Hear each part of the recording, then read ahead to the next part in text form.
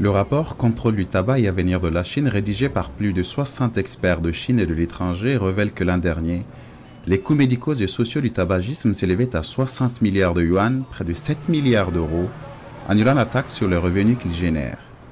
L'administration de l'industrie du tabac, monopole d'État, fait obstacle aux mesures anti-tabac, car elle fixe les règles tout en gérant le premier fabricant mondial de cigarettes, la China National Tobacco. L'étude appelle à des mesures ambitieuses pour réduire le tabagisme. Yang Gonghua, l'auteur principal du rapport Contrôle du tabac et avenir de la Chine, reste sceptique. Le manque de progrès accompli par les ministères qui ont des affiliations avec l'industrie du tabac a annulé les efforts de lutte contre le tabagisme. Il y a 5 ans, le régime chinois signait la convention cadre sur le contrôle du tabac de l'OMS et promettait l'interdiction de fumer dans les espaces clos, les lieux publics, ainsi qu'une interdiction totale de la publicité et du parrainage liés au tabac.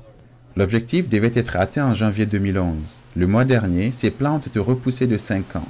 L'année dernière, les médias d'État chinois ont dénoncé des dizaines d'écoles primaires à travers le pays, parrainées par des sociétés productrices de tabac. Sur les terrains de jeu, on pouvait voir des enseignes louant le tabac telles que « Le tabac vous aide à réussir ». La Chine est le plus gros consommateur avec plus de 300 millions de fumeurs et plus d'1 million de personnes meurent chaque année du tabac. L'étude prédit qu'en 2030, le tabagisme causera le décès de 3,5 millions de personnes, ce qui équivaut à 25% des décès.